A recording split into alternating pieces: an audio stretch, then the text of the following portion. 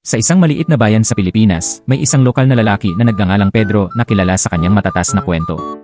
Isang araw, pumasok si Pedro sa liwasan ng bayan at buong pagmamalaking sinabi, "Kakabili ko lang ng bagong magic umbrella."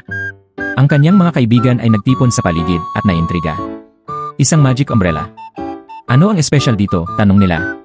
Pumisi si Pedro at sinabi, ang payong na ito ay maaaring gawing hindi nakikita ang sinumang nakatayo sa ilalim nito. Ang kanyang mga kaibigan ay mukhang may pag-aalinlangan ngunit naintriga. Pagkatapos ay naglabas si Pedro ng isang payong na mukhang payak at binuksan ito na nagtakip sa sarili. Ikinumpas niya ang kanyang mga kamay at sinabing, "Tignan nyo, hindi ako nakikita ngayon."